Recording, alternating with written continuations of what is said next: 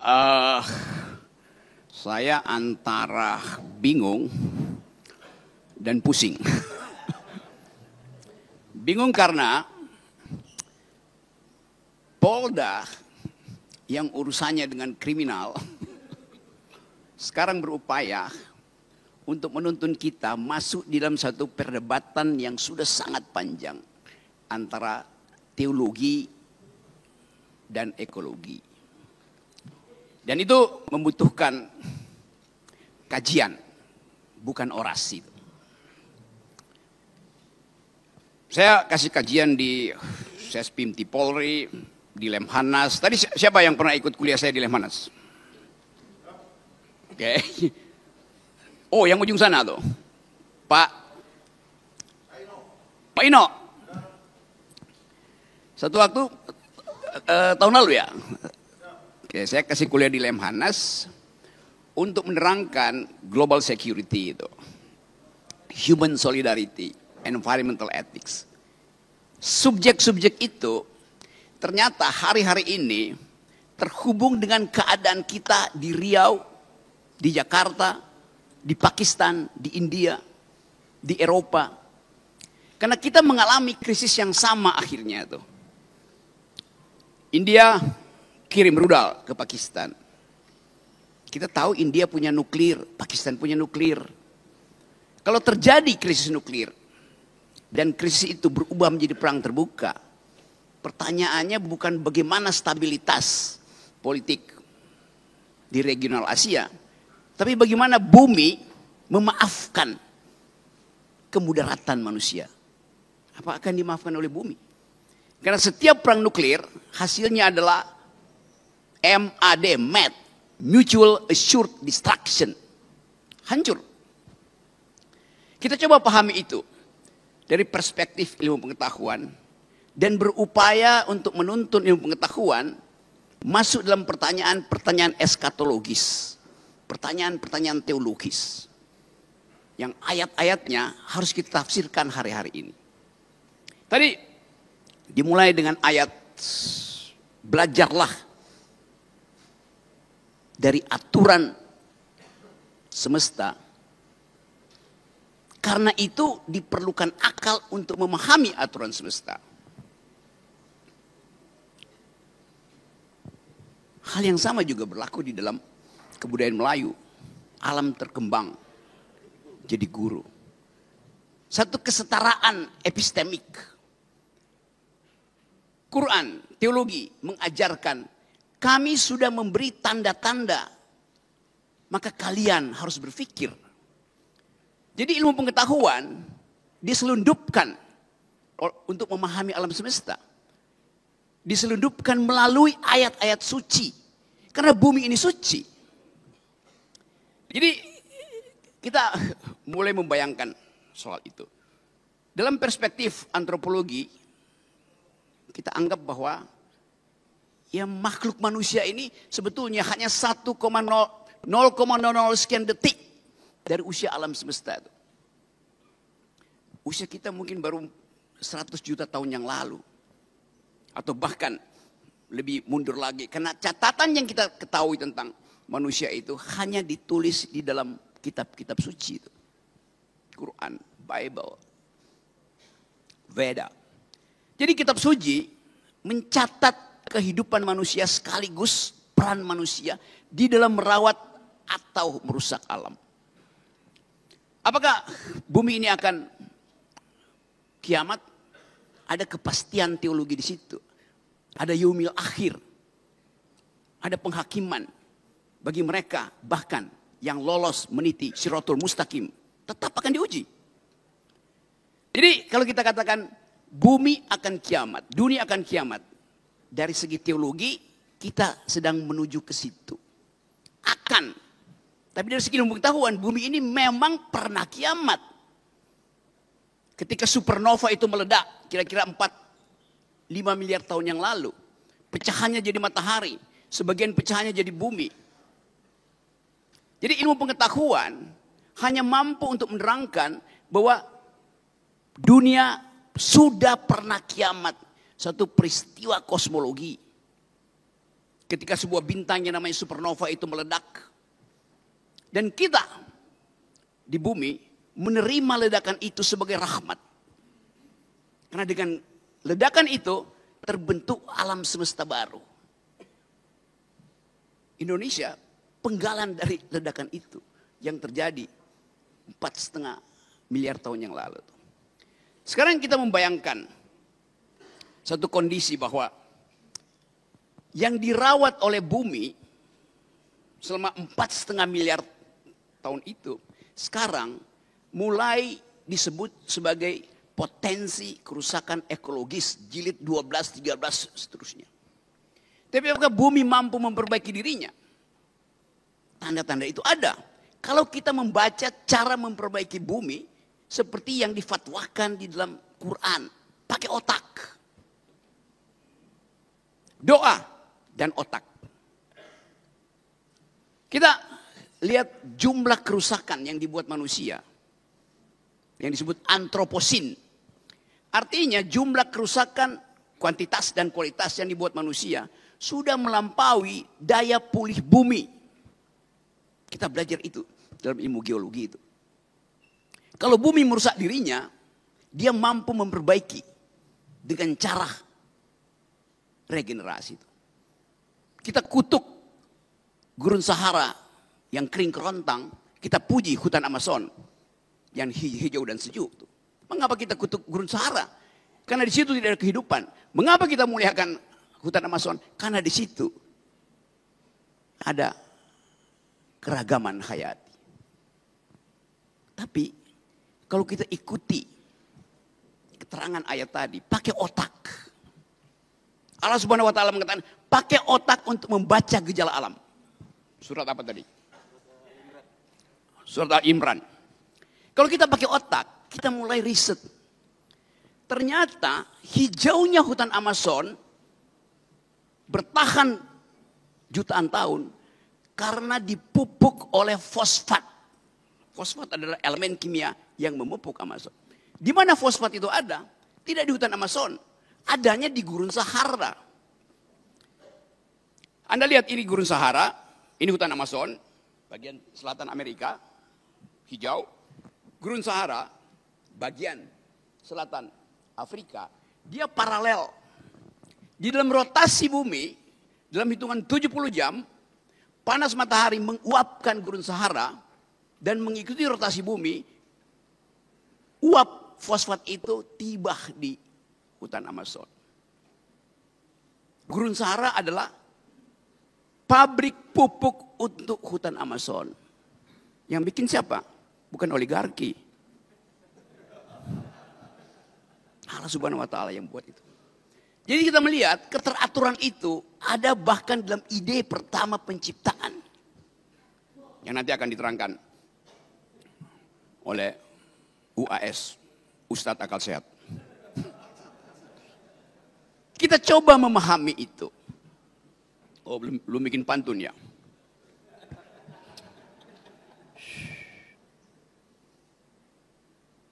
Bumi adalah rahim bagi kehidupan. Karena itu kita dalam bahasa Yunani disebut ibu bumi, Mother Earth, Gaia. Jadi bumi, setiap kali kita bertemu dengan perempuan, kita mengingat ethics of care. Karena hanya perempuan yang menghasilkan care bahasa Indonesia itu, kepedulian itu. Laki-laki berpikir secara rasional, lalu dianggap perempuan tidak bisa berpikir secara rasional. Iya, tapi perempuan mampu untuk mendeteksi sesuatu yang tidak bisa dibaca oleh rasionalisme pengetahuan. Perempuan lebih dekat dengan teologi dibandingkan laki-laki. Kepekaan itu ada tuh. Perempuan, oke. Ada gurindam berjumlah 12.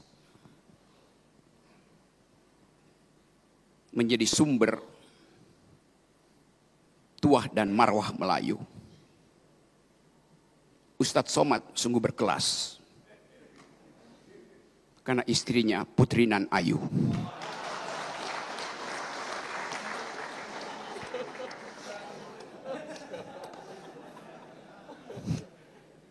keayuan perempuan setara dengan keayuan bumi. Bumi itu indah, bumi itu ayu. Saya memulai dengan cara itu. Untuk mencoba memahami bahwa kita perlu ethics of care. Belajar pada kepedulian perempuan. Kita semua lahir dari rahim perempuan. Lahir dari rahim perempuan, rahim yang sudah membagi keadilan. Setiap kita pernah ada dalam kandungan bumi dan bumi sudah membagi keadilan. Setiap kita pernah ada dalam rahim perempuan dan rahim perempuan sudah membagi keadilan. Ketika kita di dalam kandungan ibu kita mensuplai gizi. Jadi kita memperoleh makan siang gratis pertama dari rahim ibu kita. Dan sangat bergizi.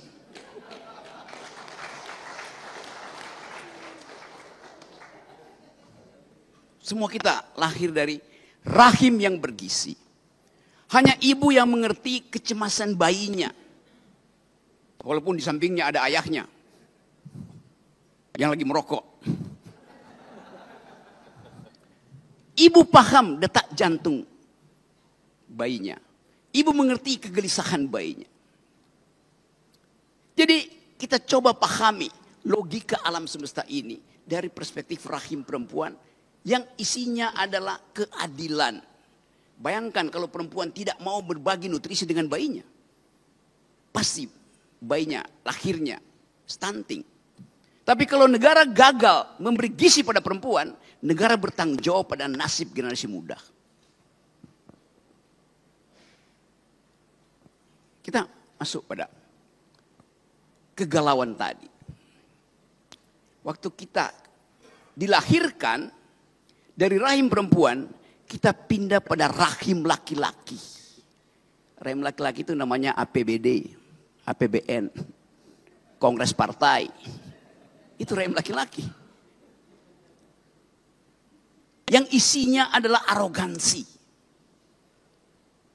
Setiap rahim laki-laki, apalagi yang ada di Senayan, mengincar rahim APBN. Berapa yang bisa saya rampok? Itu yang terjadi. Kita coba bayangkan bahwa kemuliaan perempuan menuntut keadilan. Sementara kebijakan publik sangat jarang memperhatikan hak-hak perempuan. Hak-hak bumi itu setara dengan hak-hak perempuan. Merusak bumi sama dengan memperkosa perempuan. Karena dia adalah ibu kita, ibu bumi itu. Dasar pikiran itu harus betul-betul tumbuh di dalam kondisi epistemik. Kecerdasan diberikan oleh bumi pada kita. Tapi kenapa kita mesti rusak? Karena arogansi. Keinginan untuk mengubah wants menjadi needs itu. Bumi menyediakan kecukupan bagi kita. Yang kita butuhkan. Basic needs. Tapi politik membuat needs itu menjadi wants. Tambah mau lagi. Itu yang merusak lingkungan. Ketika needs sudah dipenuhi, wants-nya itu berubah menjadi keinginan untuk akumulasi. Itu ya. Kerusakan lingkungan dimulai ketika ego antropologis kita menganggap bahwa bumi itu disediakan untuk kita eksploitasi. Nah, kerakusan itu yang hendak kita halangi hari-hari ini. Jadi sekali lagi, sering dikatakan bahwa perempuan itu adalah makhluk kelas 2. Karena dia dibuat dari tulang rusuk laki-laki. Jadi yang utama adalah laki-laki. Perempuan itu cuma diambil dari tulang rusuknya. Tapi ilmu pengetahuan menerangkan sebetulnya bahwa kalau perempuan sekedar dibuat dari tulang rusuk laki-laki, laki-laki dibuat dari apa?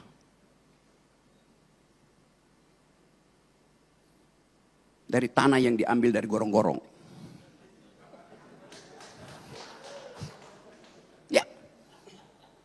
Mana lebih mulia, tulang rusuk atau tanah liat? Tulang rusuk udah terbentuk kimianya. Kalsiumnya udah cukup. Tapi itu keterangan kita untuk memahami supaya jangan merendahkan perempuan. Yunto jangan merendahkan alam itu. Perempuan akan bilang, iya saya dibuat dari tulang rusuk. Tapi suami saya dibuat dari tanah gambut yang habis terbakar. Kita membayangkan itu. Tetapi sekali lagi, ada persekutuan hari-hari ini antara teologi dan ekologi. Teologi memberi semacam kelegaan batin untuk menghidupkan kembali harapan. Di dalam semua teologi, intinya adalah harapan. Bahwa ada sesuatu yang kita tunggu, suatu kemuliaan. Jadi manusia sedang berupaya untuk memuliakan kembali dirinya, tetapi dengan arogansi. Kalau kita katakan, kami manusia ingin memuliakan alam, maka alam akan katakan, selamat datang kembali. Dan hanya dengan itu, kita tahu bahwa semua yang kita perbuat hari ini, disaksikan oleh mata yang kita sebut sebagai alam semesta.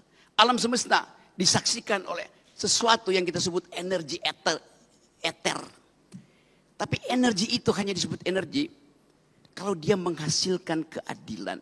Bumi ditata dengan prinsip keadilan. Semua yang kita lakukan dibaca oleh ilmu fisika, dibaca oleh ilmu antropologi, dibaca oleh ilmu ekologi. Tapi ada yang tidak bisa kita baca, ilmu teologi. Inarabaka labil mirsad. Allah Subhanahu wa taala memahami kita, melampaui kemampuan kita membaca alam. Assalamualaikum warahmatullahi wabarakatuh. Bismillahirrahmanirrahim. Assalamualaikum warahmatullahi wabarakatuh.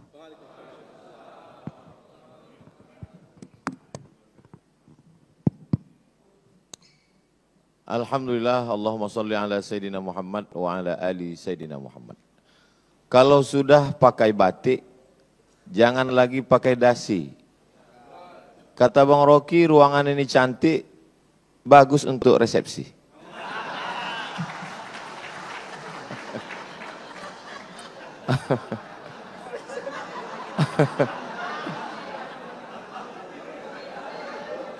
Jadi memang dalam tradisi Melayu ada yang disebut dengan membalas pantun. Jadi itu tadi hanya sekedar membalas karena Bang Rocky berpantun tadi kita balas.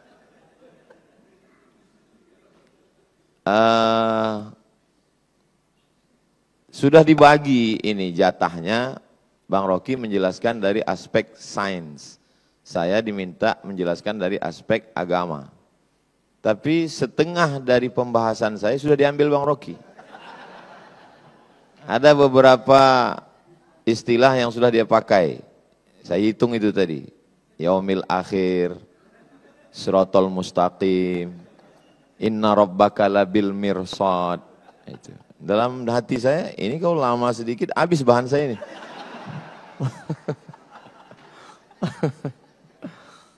Beberapa kali Allah Subhanahu wa taala. Jadi memang ini sebetulnya masalah hati. Jadi kalau hati kita itu connect, mudah kita berinteraksi. Mudah-mudahan kesatuan hati kita ini bisa untuk menjaga rahim alam ibu pertiwi, insyaallah. Kalau Tuhan pergi ke Pelelawan, Pelelawan itu negerinya para bangsawan. Tadi Bang Rocky selalu menyebut tentang perempuan, mungkin karena di sini banyak polwan.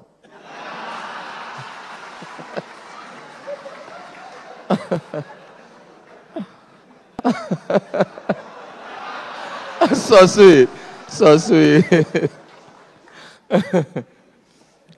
Baik, jadi saya urutkan, karena saya diminta dari aspek agama.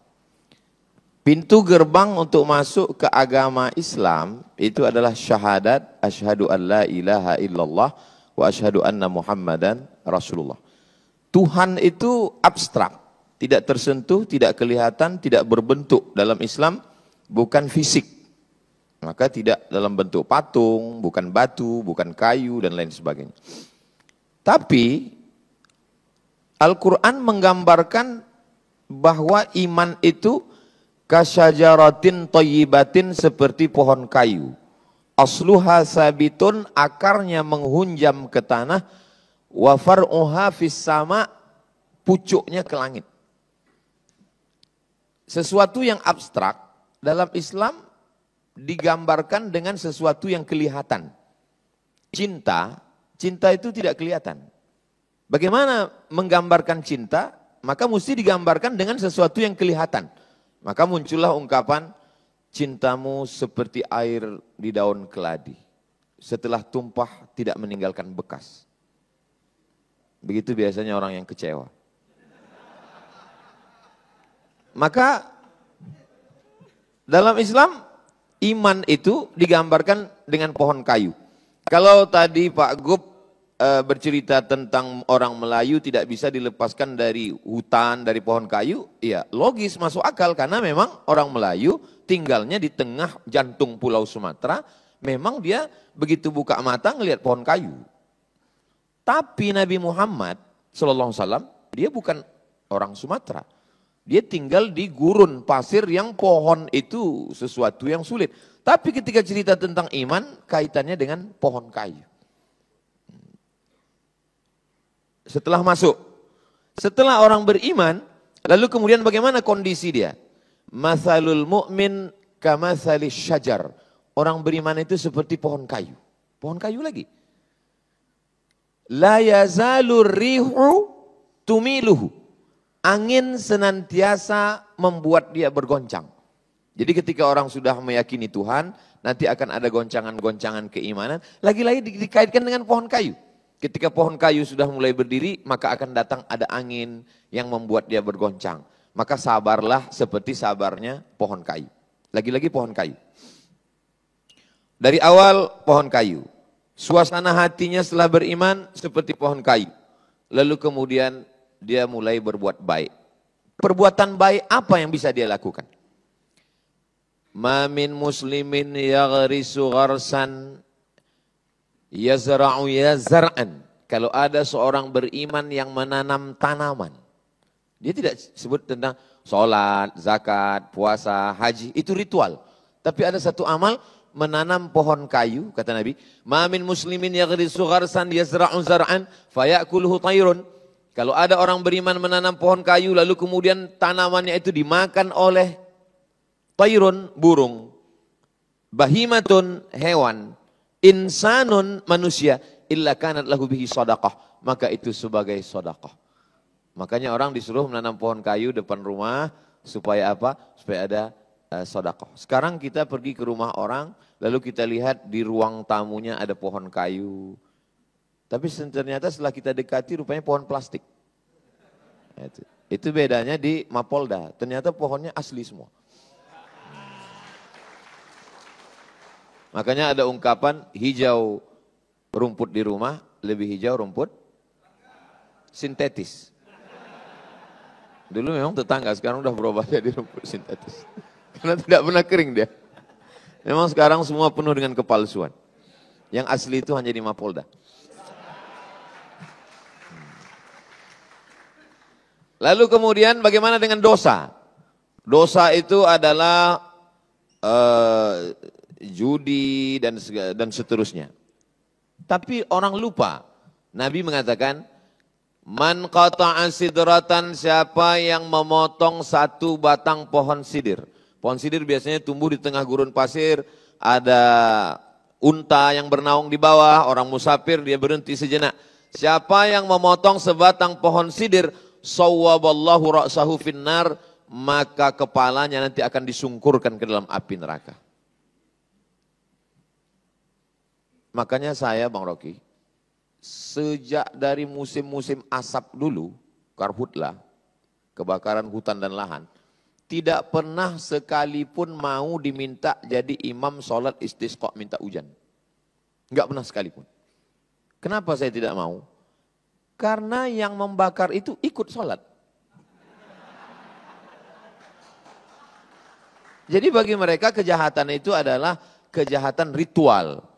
Padahal kejahatan yang lebih fatal adalah membakar hutan, itu kejahatan yang luar biasa. Misalnya saya mau jadi imam sholat istisqa. Pas giliran hujannya nggak turun, yang disalahkan imam. Padahal makmumnya itu salah semua. Alhamdulillah sejak Kapoldanya pencinta pohon-pohonan, ini sudah hujan tidak berhenti turun. Alhamdulillah. Beliau ini Kapolda, Ketua Polisi Dakwah. Lalu kemudian bagaimana dengan pahala? Pahala itu adalah sholat, puasa, haji, zikir, baca Quran, ritual. Ada sisi lain tentang pahala. Idza waqa'at ala ahadikumul qiyamah, kalau kamu sudah mau mati. Wa fi yadihi fasilah, di tanganmu ada bibit korma. Falyaghrisha, tanamkanlah. Kalau kita udah mau mati, untuk apa kita nanam kurma? Kita tidak akan pernah menikmati manis buahnya. Kita tidak akan bisa bernaung di bawah daunnya yang rimbun. Tapi kenapa kita disuruh menanam? Karena kita menanam bukan untuk kita, tapi kita wariskan untuk orang di masa akan datang. Kalau kita dulu mewarisi pohon gaharu, pohon cendana, sudah gaharu cendana pula, sudah tahu betahnya pula. Tapi sekarang apa yang kita akan warisi ke anak cucu kita? Saya masih melihat di dalam hutan Riau, orang Melayu memotong bahan batang pohon cendana gaharu untuk mencari gaharu yang ada di dalam. Sekarang sejauh mata memandang kita masuk ke dalam, tak jumpa cendana, tak jumpa gaharu, yang jumpa brondol sawit. Makanya itu saya simpan Bang Rocky, Pak Kapolda, Pak Wakapolda, Pak Gub, sahabat-sahabat semua. Di rumah ada saya simpan, ini batang gaharu, ini gaharu, saya simpan itu ada satu lemari khusus gaharu saja. Supaya saya bisa bercerita ke anak-anak saya, dulu di hutan ini ada namanya pohon gaharu dan inilah dia. Kalau ditanya mana dia sekarang, dia nasibnya sudah sama macam dinosaurus Jurassic Park. Sudah tidak ada lagi wujudnya. Jadi memang menanam adalah bagian daripada amal soleh. Selalunya amal jariah itu adalah sodakoh. Tapi dipandang dari lain, ketika kita sedang menanam, maka sesungguhnya kita sedang mengalirkan amal jariah yang mengalir. Makanya tidak boleh mencabut tanaman di atas kuburan. Kalau sekedar merapikan, membersihkan boleh. Kenapa? Karena Nabi Muhammad SAW mengajarkan bahwa pohon-pohon kayu itu bertasbih. Makhluk langit, planet, bulan, bintang, Neptunus, Merkurius, Pluto, Mars. Makhluk bumi, kita semua. Ketika Tuhan bercerita tentang makhluk langit dan makhluk bumi, dia pilih dua perwakilan. Untuk makhluk langit, dia pilih bintang. Untuk makhluk bumi, dia tidak pilih kita. Dalam surat Ar-Rahman, An-najmu wasyajaru yasjudan. An-najmu, bintang. Wasyajaru, pohon kayu. Yasjudan, kedua-duanya bersimpuh sujud bertasbih kepada Tuhan. Kenapa tidak dikatakan bintang dan manusia? Kenapa untuk bumi ini yang mewakilinya pohon kayu? Karena pohon kayu lebih jujur daripada manusia. Lalu kemudian ketika kita bersaudara, maka persaudaraan itu seperti pohon kayu. Mathalul mu'minin kamathalil asjar. Persaudaraan orang-orang yang percaya itu seperti pohon kayu. Bagaimana pohon kayu? Pohon kayu kalau sendirian, datang angin kencang dia patah. Tapi kalau pohon kayu itu bersama-sama, beramai-ramai, kita lihat bagaimana hutan akasia. Sekencang apapun angin, dia tidak akan patah. Kenapa? Ketika angin datang dari sini, dia ditolong oleh yang sebelah sini. Datang dari sini, ditolong di sini. Dan saya merasakan itu. Ketika saya dibully, diejek, dicaci maki, ada pohon kayu yang menolong saya. Yang memberikan nama lain bahwa UAS itu bukan Ustadz Abdul Somad, tapi Ustadz Akal Sehat.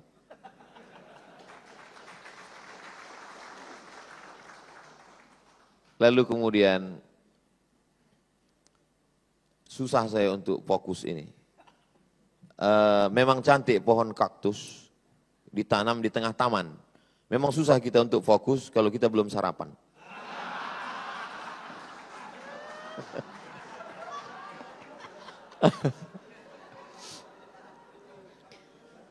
Kalau kita bersedekah pahalanya banyak.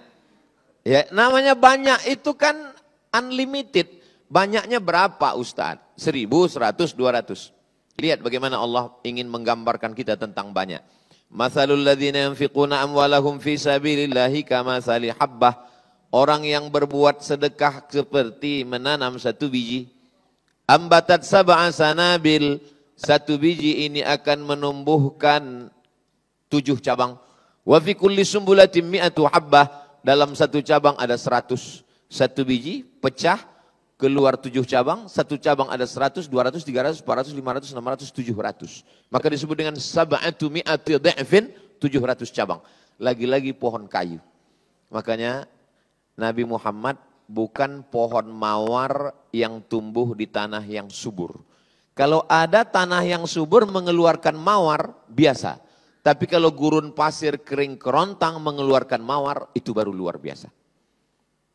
Seandainya Nabi Muhammad itu lahir di sungai Nil, lalu kemudian ibadahnya banyak menggunakan air. Wuduknya air, mandinya air.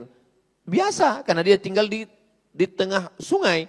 Tapi dia tinggal di tengah alam yang susah mendapatkan air.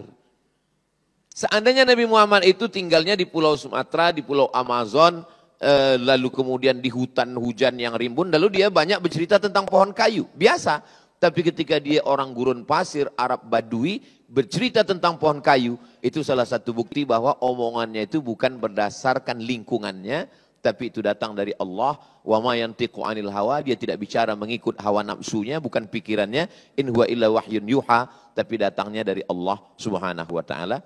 Saya ketika membaca itu menambah keyakinan saya, oh, ini bukan dari lingkungannya, karena itu bukan tempat tinggal dia.